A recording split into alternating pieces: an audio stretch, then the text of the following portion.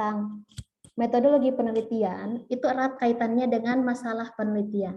Karena itu yang memunculkan terkait dengan penelitian, gitu ya. Tadi istilahnya adalah men-trigger. Pada saat berbicara masalah penelitian, tentunya ini berbagai bidang, apalagi di ilmu komputer itu berbicaranya adalah bisa integrasi dengan bidang manapun, seperti itu ya. Maka pada saat berbicara tentang masalah penelitian, kita akan mendapatkan sesuatu yang berbeda, gitu ya, pada saat nanti akan menyelesaikan. Misalnya di sini, Adrian penelitiannya di sekolah SD, kemudian kita di sekolah SD, tentu pada saat berbicara bisa jadi sama, tempat penelitiannya bisa jadi berbeda, tentu mas gitu, penelitiannya pun sama, mungkin besarnya ada itu. Tentu siswa baru, oh ini sistem masih akademiknya. Pada saat berbicara, kenapa indikator menyampaikan, oh ini sering terjadi pada saat rekapitulasi misalnya mahasiswa baru, oh ini ada nilai dan yang lain. Nah, itu harus menyiapkan, harus menetapkan namanya adalah solusinya apa? Dengan membangun sistem harapannya adalah lebih mudah, gitu kan ya. Tadi menyelesaikan masalah. Jadi jangan sampai dengan adanya sistem malah menambah masalah seperti itu. Maka pada saat berbicara masalah penelitian, ini harus dikaji dengan nanti solusi apa yang akan kita sampaikan, seperti itu ya. Yang pertama adalah tadi saya katakan ini yang men-trigger untuk penelitian. Karena dengan ada masalah kita berharap, oh iya saya bangun sistem, saya bangun atau saya bangun aplikasi dengan harapan saya salah tersebut kan ya. Nah, berbicara tentang permasalahan jadi pada saat kita membaca juga gitu ya, atau namanya mereview, mau itu nasional mau internasional, sini menjadi masalah penelitian sebagai parameter utama proses gitu ya. Kenapa? Karena pada saat bicara penelitian lain kita bisa tahu ini tuh sepertinya kan bisa dan ini judulnya gitu ya, bukan, tapi malah pada saat datang saya diminta untuk mereview 10 jurnal bahasa Inggris seperti itu, jurnal internasional. Saya berpikir kenapa harus baca jurnal sebanyak ini, kan seperti itu ya. Ternyata pada saat saya baca jurnal pertama, jurnal kedua, pas jurnal ketiga itu sudah kelihatan, oh kayaknya saya meneliti ini, yang lain ini belum ada, gitu ya. Nah bisa jadi, oh ini di algoritma yang ini ada yang kurangnya, kayaknya saya bisa nambahin, gitu, saya bisa optimasi. Ternyata bisa jadi berbicara tentang masalah penelitian muncul pada saat kita mereview jurnal. Maka kalau di streaming sekarang review jurnal minimal adalah 5 jurnal, gitu ya. Mau nasional, mau internasional, yang penting jurnal, gitu ya. Karena itu menjadi parameternya. Jadi misalnya pada saat si A ini meneliti menggunakan SPM dengan 4 parameter gitu ya. Oh, tingkat akurasinya sekian. Oh, kalau saya di sini parameternya banyak. Apakah akan sama gitu kan ya. Nah, pada saat berbicara seperti itu sepertinya harus kita optimasi supaya lebih baik. Karena ada beberapa kendala misalnya di SPM tadi, penentuan parameternya agak sulit untuk menentukan yang mana menjadi parameter inti, yang mana parameter yang menjadi nilainya lebih bagus dibanding parameter lain, seperti itu ya. Ternyata dapat diperoleh selain tadi ya, dari objek penelitian langsung, tempat penelitian langsung, kita tahu oh masalahnya ini. Ternyata dari review jurnal pun bisa kita dapatkan, gitu ya. Kenapa? Nantinya dengan harapan adalah lebih mudah pada saat kita menulis. Jadi kan, oh ya berdasarkan penelitian ini seperti ini, maka saya akan kembangkan. Oh, penelitian ini ada kurangnya, saya akan tambahkan. Seperti itu. Tentunya berbicara objek penelitian itu harus objektif, yang ketiga di sini. Nggak boleh subjektif, jadi objektif ya ke objek penelitiannya, bahwa dapat dibuktikan secara logis dan valid. Jadi kalau berbicara objek penelitian ini, saya akan melakukan penelitian di sebuah sekolah, gitu, ya itu objeknya. Jadi jangan melihat, oh gurunya seperti apa, siswanya seperti apa, jangan lebih ke objek tadi, gitu ya, masalah penelitiannya. Oh saya akan menyelesaikan tentang PMB, saya akan menyelesaikan tentang misalnya sistem informasi akademik, gitu ya. Dan itu secara logis, oh iya kalau PMD berarti pendaftarannya alurnya seperti apa, gitu kan ya. Nah ini supaya nanti apa? Supaya pada saat kita mengambil landasan teori, gitu ya, itu sesuai dengan masalah yang ada, dengan literatur yang nanti kita kembangkan dari literatur yang ada. Jadi dari referensi lah istilahnya seperti itu ya, berbicara tentang masalah penelitian. Jadi pada saat itu saya bingung judulnya harus apa. Sebetulnya bisa baca jurnal di mana yang pertama sebetulnya clue-nya ya. Kalau berbicara akan penelitian Anda senangnya di apa gitu ya. Minimal kalau orang IT kan ada bahasa pemrograman yang dikuasai. Nah setelah itu, oh Bu saya senangnya traveling. Apa nih sistem atau aplikasi yang bisa dibangun untuk traveling gitu ya. Apakah sudah banyak? Nah kembalikan lagi tadi gitu ya. Oh ya, saya coba baca jurnal deh, 3 sampai 5 atau sampai 10 ternyata banyak. Oh, ini bisa pakai GPS. Oh, ini bisa berbasis mobile. Oh, ini seperti ini. Saya pengen coba deh seperti ini gitu ya. Ditambahkan dengan link media sosial atau apapun itu. Nah, itu menjadi sebuah pemicu juga untuk kita meneliti gitu ya. Nah, di sini adalah contohnya masalah penelitian. Neural network misalnya terbukti performansnya bagus. Misalnya pada saat kita baca gitu ya dari sebuah jurnal, performanya bagus gitu untuk data yang banyak. Kemudian di sini data prediksi harga saham. Tetapi memiliki kelemahan pada pemilihan arsitektur jaringannya. Jadi harus dilakukan secara trial error-nya gitu ya. Sehingga nanti nggak efisien, kan berarti harus dicek dulu seperti itu yang mengakibatkan prediksi kurang akurat. Nah, pada saat kita baca jurnal nih ketemu hal seperti ini, kita harus garis bawahi gitu ya. Oh, dia kelemahannya ini. Kira-kira diselesaikannya bisa dengan apa ya? Searching lagi gitu ya. Nah, nanti berarti harapannya adalah Anda bisa memunculkan gitu ya. Munculkan, oh ya saya akan meneliti ini, berarti tujuan saya adalah menerapkan algoritma genetika. Untuk apa? Untuk optimasi tadi pada arsitektur jaringan neural network-nya. Ini kan berbicaranya tadi ujung-ujungnya hasil prediksi kurang akurat. Nah, kita menambahkan sesuatu algoritma, sesuatu metode, itu boleh, berarti namanya optimasi. Gitu kan ya. Sehingga apa? Tadinya tidak efisien menjadi efisien. Kurang akurat menjadi lebih akurat, seperti itu. Gitu ya. Jadi sebetulnya jangan khawatir kalau misalnya Anda nggak punya ide, biasanya disarankan coba baca dulu jurnal, sukanya apa gitu ya. Sekarang yang lagi happening apa, yang lagi tren apa. Supaya nanti muncul sebuah ide, seperti itu. Nah, setelah kita punya tujuan penelitian, baru nanti kita masuk ke riset problemnya. Oh, data set di sini pada berbicara prediksi gitu ya. Kecacatan dari software berdimensi tinggi, memiliki atribut yang banyak noise-nya gitu ya. Yang kemudian nanti kelasnya tidak sama gitu ya, tidak seimbang. Maka kita review lagi literaturnya apa, referensinya. Kita cari tentang, oh kalau ada noise-nya itu seperti apa. Oh kalau misalnya performa prediksinya kita mau improvement atau yang kalau ada redundan atau misalnya kita akan merevok seperti apa gitu. Nah itu dicari berdasarkan beberapa review. Kebetulan kalau di STIMIK kan 5 ya kalau untuk skripsi itu referensinya. Nah minimal 5, tapi sebetulnya kalau lebih bagus banyak. Nah itu kita generate ini dari mana, supaya apa? Supaya kita tahu, oh masalahnya ini, landasannya ini, nanti saya bisa mengungkapkan atau mengambil tujuan untuk penelitian gitu ya. Sama tadi tentang neural network gitu ya, berbicaranya dioptimasi sama algoritma genetika, Anda searching, algoritma genetika itu kelebihannya apa? Betul nggak gitu kan ya? Di sini tadi bisa mengotomatisasi pemilihan jaringan, arsitektur jaringannya, dicari referensinya. Benar nggak rata-rata kalau yang dioptimasi dengan algoritma genetika prediksinya akurat gitu ya.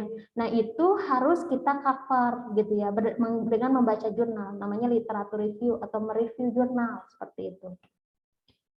Nah maka pada saat berbicara bentuk masalahnya, ini biasanya berupa apa? Kalau di STIMIK itu sebelumnya kita membahas ada identifikasi masalah, ada rumusan gitu kan ya. Pernyataan bentuknya, maka itu adalah identifikasi masalah, pernyataan. Jadi diungkapkan masalahnya. Oh kalau neural network masalahnya tadi sulit menentukan hidden layer, neuron size-nya dan aktivasi function-nya yang tidak optimal. Terus tadi pemilihan pada jaringannya seperti itu. Kita ungkapkan masalahnya. Nah barulah tadi research question-nya atau kalau di STIMIK Bandung itu kita gunakan rumusan masalah diungkapkan dalam pertanyaan. Bisa bentuk apakah ada hubungan gitu antara kalau kita memilih metode pengembangan dengan jumlah pengembangan produktivitas pengembangnya, atau misalnya dengan biasanya lebih banyaknya ke bagaimana ya. Bagaimana akurasi gitu. Kalau di atas tadi contohnya neural network, bagaimana gitu kan ya ini. Bagaimana mengatasi permasalahan sulitnya pada penentuan hidden layer, neuron size pada neural network seperti itu. Jadi di sini dibentuk dalam bagaimana. Maka pada saat berbicara tujuan, tadi secara objektif penelitiannya harus diungkapkan tujuannya, jangan subjektif gitu ya. Nah pada saat berbicara itu tadi apa sih untuk mengetahui apa nih? Oh masalahnya di sini penentuan hidden layer. Berarti tujuannya adalah gitu ya. Untuk di sini kan sulitnya untuk mempermudah penentuan hidden layer seperti itu ya kata-katanya.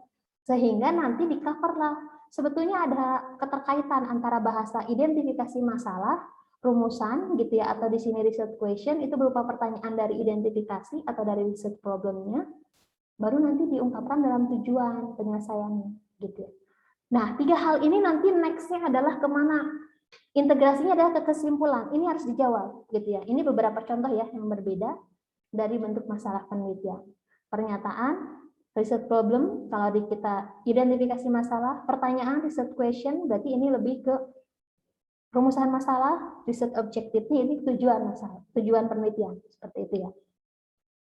Nah, kemudian yang selanjutnya adalah formulasinya harus seperti apa, Bu? Kalau saya tadi permasalahannya adalah dataset pada prediksi cetak software berdimensi tinggi dan memiliki atribut yang bersifat noise serta kelas yang tidak balance atau unbalance gitu ya. Yang pertama pasti pertanyaannya apakah algoritma apa nanti gitu ya yang dipilih dengan syarat untuk memperbaiki performance algoritmanya dan menyelesaikan apa. Kita pilih salah satu. Jadi kalau ada 3 kita bisa uraikan 3-3-nya. Oh, masalahnya adalah atributnya yang noise gitu. Kalau ada noise harus diapain? Oh, kita cek lagi research objektifnya. Berarti mengatasinya tentunya dengan apa nih performanya nanti untuk mengidentifikasi algoritmanya pakai apa, seperti itu. Kemudian nanti yang selanjutnya, oh ini masalah yang class imbalance-nya gitu ya. Nah, ini berdasarkan apa? Berdasarkan riset, ini riset yang pertama, ini riset yang kedua, riset yang ketiga. Maka kita bisa mengambil referensi yang banyak gitu ya. Kenapa minimal 3 di STIMIK Bandung? Minimal 5? Karena memang sebetulnya sudah harus banyak gitu ya, dari bab 1 sampai bab akhir pun review jurnalnya pasti dibahas seperti itu ya. Ini dari penelitian mana? Ini dari penelitian mana? Ini dari penelitian mana? Seperti itu ya diuraikan. Nah, jadi sebetulnya dari judul penelitian Anda bisa jadi itu nge-review bukan dari satu jurnal gitu ya. Kalau diminta mereferensi 5 ya bagusnya, oh iya, saya prediksinya dari sini karena kasusnya sama gitu ya. Oh, ini saya mengeceknya karena ini dimensinya tinggi sama juga. Oh, ini atributnya bersifat noise saya ambil gitu. Nah, setelah itu kita review mana yang memang akan betul-betul menjadi referensi inti supaya nanti penelitiannya mengarah gitu ya. Kita punya role-nya seperti itu. Itu harapannya berbicara formulasi RP, RQ, dan RO-nya gitu ya. Dari mulai riset problemnya, riset question-nya, riset objektifnya, ini sesuai dengan literatur review-nya. Tahapan penemuan masalah ya, pada saat berbicara jangan sampai kita punya masalah menyelesaikan dengan memunculkan masalah, itu maksudnya gitu ya. Maka pada saat berbicara penemuan masalah, tentunya tadi sudah disampaikan studi literatur, kemudian studi lapangan. Ini banyak sekali. Maka kalau pada berbicara tidak punya ide, ya udah baca jurnal gitu ya. Studi lapangan berarti datang ke lapangannya gitu ya. Oh Bu, saya mau meneliti ini sekarang harga kentang itu mahal Bu gitu ya. Kok tapi di daerah saya petani kentangnya itu menghasilkan kentangnya kecil-kecil gitu kan ya. Nah, tentunya kita bisa menggunakan bagaimana memprediksi supaya tanaman kentang itu tumbuhnya misalnya umbinya besar. Atau misalnya bisa jadi kalau berbicara dalam satu pohon itu ada kentang besar dan kecil, berarti yang besar menjadi besar, yang kecil menjadi kecil. Karena nanti kita bisa filter misalnya kegunaan yang kecil untuk kebutuhan apa, yang besar untuk apa, seperti itu. Nah, maka pada saat berbicara studi lapangan, itu biasanya dianalisis gitu ya, dalam bentuk oh saya ngecek nih hari pertama, hari kedua gitu. Kalau misalnya tidak 1 minggu, 2 minggu, itu berbicara studi lapangan gitu ya. Berbicara risetnya memang berdasarkan file. Kemudian bisa jadi ke perusahaan, saya pengen lihat nih optimasinya. Oh seperti ini, seperti ini. Maka dari data statistik bisa. Karena sekarang data statistik terbuka juga ya, publik sifatnya bisa diakses untuk kepentingan penelitian. Kuesioner, kita menyebarkan kuesioner. Maka suka ada tuh ya, misalnya di grup-grup atau misalnya mohon bantuannya mengisi kuesioner untuk penelitian. Kalau misalnya penelitiannya ke mahasiswa, berarti kuesionernya disebar ke mahasiswa gitu kan. Misalnya tentang problematika pembelajaran di masa pandemi. Nah, berarti kan itu datanya kuesioner, berarti oh saya ngambil samplingnya dari mana nih? Mahasiswa angkatan 1 gitu ya. Tingkat 1 sampai dengan tingkat 8 misalnya. Semua diambil datanya. Penelitian terdahulu tadi berbicara penelitian terdahulu, makanya suka ada oh silahkan melanjutkan penelitian X gitu kan ya. Oh ya ini baru berbasis web, kemudian saya pengen mengembangkan misalnya berbasis cloud computing dan mobile misalnya seperti apa integrasinya. Nah itu juga bisa gitu ya. Oh ini pembelajarannya masih berbasis web, saya pengen kalau berbicara pembelajaran gitu ya, bagaimana supaya terintegrasi bersama dengan kasus-kasus yang ada di cloud computing. Nah, seperti itu. Jadi memang bisa jadi hal-hal tersebut gitu ya, itu menjadi sebuah munculnya masalah yang bisa kita teliti nantinya, seperti itu. Nah, tahapan penemuan masalah di bidang komputer mungkin ini agak berbeda dengan di dunia misalnya seperti dengan ilmu komputer, dengan ilmu manajemen, sosial atau yang lainnya. Kenapa? Karena tentunya pada saat berbicara komputer, ini kaitannya objeknya bisa jadi bukan komputer, gitu ya, bisa jadi dari multidisiplin yang lain, gitu kan ya. Maka pada saat berbicara tentang penemuan masalah, memang basicnya komputer, itu pasti kita harus yang menentukan yang namanya field dulu. Fieldnya mana? Maka di tahapan kan kita tentukan dulu topiknya mau apa, gitu kan ya. Kemudian supaya nanti kita tahu kan dari awal itu, oh saya bidangnya A, topiknya ini A1 gitu. Maka di sini tentunya pada saat menentukan field itu seperti bidang, Anda mau ke arah mana? Jadi kalau berbicara mau IoT berbasisnya cloud computing, ya udah jangan IoT-nya saja, jangan berbicara otomatisasi, tapi karena Anda orang komputer, tersimpan datanya harus di cloud, gitu kan ya. Karena berbicaranya microcontroller dan IoT itu ada mata kuliahnya gitu. Jadi memang dua-duanya digunakan.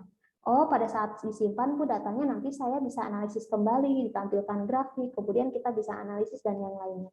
Nah, itu bisa dimasukkan. Maka pada saat membicarakan Anda sudah punya satu field atau satu bidang gitu ya, maka bisa diturunkan. Bisa jadi tadi berbicara microcontroller dan IoT itu turunannya banyak. Mau ke arah mana nih? Smart home gitu kan ya. Berbicaranya smart city atau misalnya untuk diimplementasikan di bidang yang lain seperti itu. Nah, itu tentunya masuk ke topik gitu ya atau tema penelitian. Tentunya pada saat sekarang pasti yang ditanya adalah yang sekarang lagi happening itu apa? Masih tentang pandemi gitu ya. Misalnya adakah tentang pemilihan kepala daerah, misalnya kita bisa melakukan analisis berdasarkan media sosial yang digunakan seperti itu. Karena berbicara tentang tren, kita biasanya melihatnya dari televisi, dari media massa atau apapun itu gitu ya, atau media sosial yang memang sekarang lagi banyak dibahas. Supaya menarik gitu ya untuk diteliti. Nah, masalah penelitian tadi membaca paper gitu ya, review atau survei dari penelitian yang sudah ada gitu ya. Atau misalnya technical paper bisa juga. Kemudian berbicara tentang masalah penelitian kita masuk ke contoh. Tadi kan review-reviewnya gitu ya. Tentunya kalau misalnya ada permasalahan tentang penelitian, algoritma K-means memiliki kelemahan titik-titik gitu ya seperti itu. Berarti kan pertanyaannya tadi, seberapa efektif sih kalau kita nambahin algoritma untuk mengoptimasi dari K-mean tersebut gitu kan ya. Kemudian nanti kita cek lagi seberapa efisien sih gitu kan ya. Eliminasi pada saat berbicara untuk mengurangi di algoritma K-means atributnya. Atau apakah perlu nanti bisa jadi muncul pertanyaan fitur selection gitu ya istilah lainnya. Nah, hal-hal seperti itu memang harus bisa diungkapkan, ditanyakan gitu ya, kemudian nanti menjadi sebuah masalah penelitian yang bisa kita tindak lanjuti seperti itu. Syaratnya apa kalau berbicara masalah penelitian? Oh Bu, tadi yang uncolony kayaknya udah terlalu lama atau misalnya itu belum tidak terlalu happening. Ya tentu tadi dari tren menarik gitu ya, itu yang memotivasi seseorang untuk meneliti yang dengan serius. Jadi kalau misalnya judulnya udah menarik, kemudian Anda suka dalam melakukan proses dari penelitian tersebut, itu pasti memotivasi. Makanya kalau berbicara penelitian sekarang apa? Cari dulu yang happening, yang misalnya lagi tren sekarang apa, gitu ya, metodenya apa yang terbaru. Biasanya lebih ke arah di sana. Jadi pada saat orang mengangkat judul, oh ini tentang ini nih yang baru gitu. Sekarang pada saat Anda searching judul penelitian tentang pandemi, tentang COVID, tentang vaksin, itu pasti banyak sekali gitu ya. Nah, manfaatnya yang harus memang dirasakan. Mau besar, mau kecil, yang penting sebetulnya kalau berbicara orang komputer itu digunakan sistemnya. Jadi kalau berbicara penelitian yang berhasil itu bukan yang buat programnya sangat kompleks, tapi yang memang bisa dirasakan manfaatnya, mau itu kompleks, mau itu sederhana sistemnya, yang penting bisa digunakan oleh masyarakat. Gitu ya. Karena seperti simpel judulnya, sistem informasi layanan kesehatan gitu kemarin ya, ada penelitian seperti itu, mahasiswa bimbingan saya. Sistem informasi pelayanan di puskesmas. Ya kalau puskesmasnya memang belum menggunakan sistem, semuanya masih manual gitu ya. Sedangkan pelayanan selama pandemi 1 tahun kemarin itu tidak bisa gitu ya, dibatasi. Nah, kenapa kita tidak membangunkan sistem tersebut? Mereka bisa berinteraksi dengan catatan adalah adminnya adalah pas respon, jadi cepat gitu ya responnya. Kemudian nanti alurnya jelas, prosedurnya. Mungkin itu lebih bermanfaat dibanding semua sistem misalnya yang memang sangat kompleks, kemudian digunakan banyak orang, misalnya rumusannya bisa sangat kompleks juga, tapi tidak digunakan. Nah, seperti itu ya. Jadi sebetulnya manfaatnya. Jadi pada saat berbicara tujuan, oke, kita menyelesaikan masalah, manfaatnya adalah dirasakan tidak, gitu ya bagi masyarakat. Karena berbicara penelitian itu bisa menjadi pengabdian kepada masyarakat. Jadi bagusnya kalau misalnya Anda penelitian skripsi itu tidak bisa dijual ke perusahaan, tidak bisa dijual ke umum, minimal adalah Anda memberikannya untuk masyarakat untuk menjadi pengabdian masyarakat. Karena itu akan terasa gitu ya. Baru next kalau mau ada pengembangan gitu ya, baru ujung-ujungnya bisnis. Nah, di awal itu bisa di-cover. Jadi sebetulnya penelitian harus di tempat yang perusahaan besar, nggak harus. Sekolah di tiap daerah dia belum punya website, belum punya sistem informasi akademik, bisa Anda bangunkan. Tapi tadi harus sampai implementasinya. Di kelurahanmu, kalau di kelurahan saya misalnya KTP-nya udah online gitu, dan yang ibu di daerah saya mah belum. Kalau misalnya saya mau buat KTP aja masih harus RT RW, kemudian nanti datang ke kelurahan gitu, kecamatan, kemudian prosesnya bisa lebih dari 1 bulan dan yang lainnya. Nah, kenapa kita tidak bantu untuk secara online? Karena sekarang sudah banyak ya secara online. Cuma memang ada yang sudah menerapkan atau beda yang belum, seperti itu. Nah, kenapa itu harus menjadi sesuatu hal yang baru di tempat kita penelitian, di objek penelitian kita, gitu ya. Supaya apa? Ya solusinya, oh iya, tadinya harusnya sebulan, ini bisa 2 minggu karena by system. Itu harus sudah terasa, seperti itu ya. Jangan sampai malah dengan sistem yang kita bangun, malah makin lama, gitu ya. Itu juga jangan sampai seperti itu, gitu ya. Untuk berbicara tentang syarat pada saat kita akan melakukan